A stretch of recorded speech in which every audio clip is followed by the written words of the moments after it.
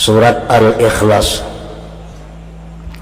diturunkan di Mekah dan ayat-ayat surah ini berjumlah 4 ayat.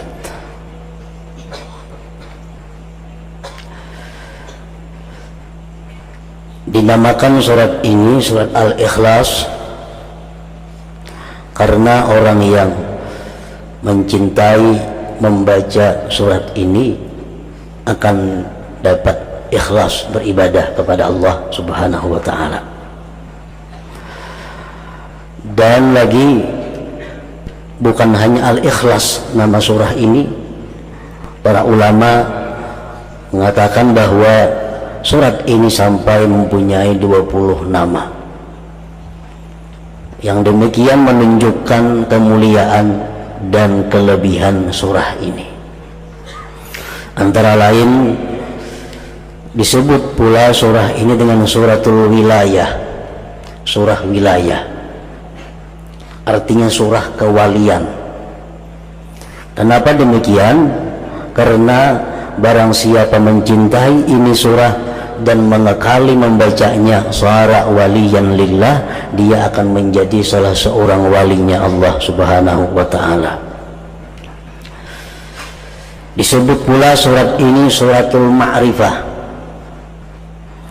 karena orang yang memahami surat ini dan mencintai serta memperbanyak membacanya, dia akan diberi Allah ma'rifat kepadanya. Macam-macam nama surat ini yang menunjukkan kelebihannya. Nah, para muhibbin rahimakumullah, sangatlah banyak hadis-hadis dari Rasulullah sallallahu alaihi wasallam yang menggemarkan kita untuk membaca surat ini. Antara lain, yang pertama sabda beliau sallallahu alaihi wasallam, ayajizu ahadukum ay yaqra'a thulutsal Qur'an fi lailah, faqalu ayyuna yutiku dzalik ya Rasulullah, faqala Allahul wahidus samad thulutsul Qur'an, akhrajahu Muslim. Sabda Rasulullah sallallahu alaihi wasallam, adakah tidak mampu salah seorang kalian membaca sepertiga Al-Quran pada malam hari? Ujar Nabi, mampulah ikam wahai sahabatku membaca sepertiga Al-Quran di malam hari. Ujar para sahabat, siapa nangkawa demikian wahai Rasulullah, kami tidak sanggup. Rasulullah bersabda lagi, surat Qul huwallahu ahad ini adalah sepertiga Al-Quran. Artinya orang yang membaca satu kali suratul Ikhlas ini, dia sama dengan orang yang membaca sepertiga Al-Quran pahalanya. Dalam arti pahala pokok. Ya, pahala itu kayak gajian juga, ada gajian pokok, ada gajian tunjangan, macam-macam. Nah, jadi pahala pokok sama, cuma pahala bonusnya kadada. Kan setiap huruf Al-Quran 10 kebajikan, 2 huruf 20. Nah, kalau kita membaca sepertiga Al-Quran, berapa huruf? Itu bonusnya. Kalau pahala pokok kita baca surat Al-Ikhlas, sama dengan pahala sepertiga Al-Quran. Nah, yang kedua, Rasulullah sallallahu alaihi wasallam bersabda kepada seorang laki-laki. Seorang laki-laki ini imam di Masjid Quba. Nah, laki-laki ini jadi imam membaca surah hingga Qul huwallahu ahad.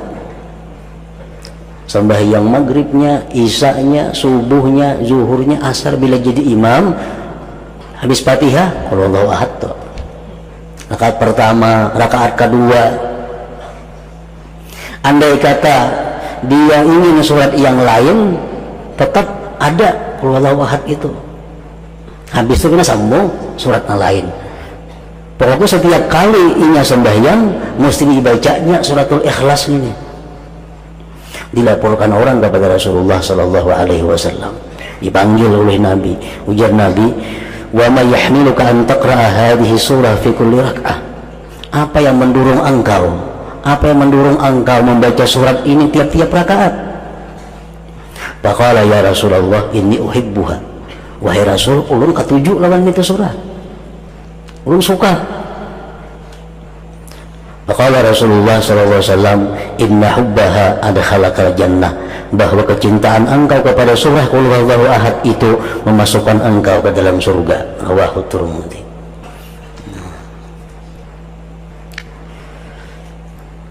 Dalam kitab tafsir Al-Qurtubi disebutkan ini satu dalil bahwa membaca Qul huwallahu ahad itu pada tiap-tiap rakaat dibolehkan, kada makruh. Misal kita sembahyang rakaat pertama Qul huwallahu ahad, kedua itu pulang surahnya, atau rakaat pertama Fatihah Qul huwallahu ahad sambung yang lain, yang kedua kayak itu pulang, itu kada makruh. Bahkan itu mempunyai fadilat yang besar kalau didasari kecintaan kita kepada membaca surat itu. Yang ketiga, Rasulullah sallallahu alaihi wasallam bersabda, "Man qara'a qul huwallahu ahad fi maradihi alladhi yamutu fihi lam yuftan fi qabrihi wa amina min dagtatil qabr wa hamalathu al-malaikatu bi akuffiha hatta tujizahu min as-sirat ila al-jannah." Rawahu Abu Nuaim. Siapa, ujar Nabi kita, yang membaca Qul huwallahu ahad pada waktu dia sakit garing, yang mana dia mati pada garing itu, ini garingnya, bacanya Qul huwallahu ahad sekali, garing aja berbulan-bulan mati akhirnya, dia tidak akan difitnah di dalam kubur, artinya bisa menjawab munkar nakir, aman daripada himpitan kubur, aman daripada himpitan kubur, dan malaikat akan membawa dia melalui sirat sampai masuk ke dalam surga. Nah, ini keutamaan surat Ikhlas ini. Jadi bila kita garing baca Qul huwallahu ahad sekali, andai kata kita kada sigar-sigar, mati akhirnya, mati dalam keberuntungan. Nah, kita ingatakan kita kah, siapakah kawan kita, keluarga kita yang sakit, suruh membaca suratul Ikhlas sekali. Andai katanya sigar, nah batal sudah. Karena menggaring baca bahasa pulang. Nah, garing nang inya mati pada garing itu. Imaradihil ladzi yamut. Yang keempat, Rasulullah SAW bersabda setelah beliau didatangi seorang laki-laki yang mengeluhkan kepada Rasulullah tentang kesempitan hidup, kefakiran. Ulun wahai Rasulullah, hidup ini fakir, rezeki sempit. Apa Rasulullah menjawab? Ujar Nabi, "Idza dakhalta baitak fasallim in kana fihi ahad wa in lam yakun fihi ahad fasallim ala nafsik wa qra qul huwallahu ahad marratan wahidah." Bila engkau masuk rumah, ujar Nabi, di rumah itu ada orang, baca assalamualaikum sekali, assalamualaikum, sambung lawan Qul huwallahu ahad. Kalau di rumah itu kalau ada orangnya, kita masuk rumah kita, assalamualaikum wa ala ibadillahi sholihin, sambung Qul huwallahu ahad sekali. Nah, baca itu ya Nabi lawan laki-laki tadi. Papa alar rajul, maka si rajul tadi, laki-laki tadi mengamalkan petunjuk Nabi tadi. Masuk ke rumah, bila ada orangnya assalamualaikum, bacanya suratul Ikhlas. Bila kada ada orang, assalamualaikum wa ala ibadillahi sholihin, bacanya suratul Ikhlas sekali. Fa'adarallahu alaihi rizqa hatta afada ala jirani. Allah melimpahkan rezeki kepada laki-laki tadi sampai dia bisa memberi kepada tetangga-tetangganya. Jadi suratul Ikhlas mempunyai manfaat, faidah baik dunia maupun akhirat.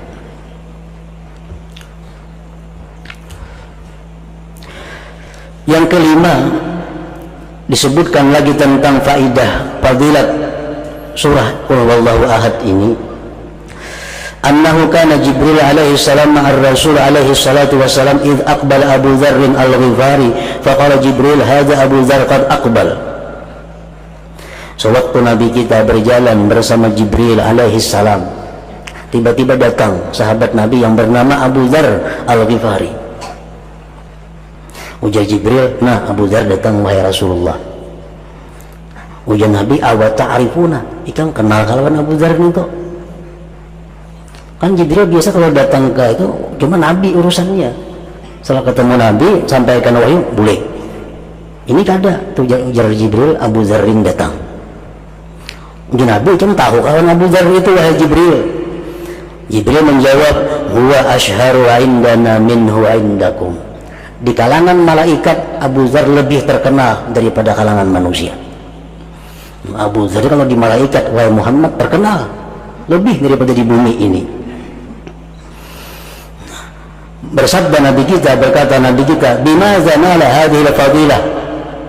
Kenapa dia mencapai ini fadilat wahai Jibril? Keutamaan ini dengan sebab apa dia capai? Jibril menjawab, likasrati qiraatihi qul huwallahu ahad, karena Abu Dzar ini banyak membaca qul huwallahu ahad.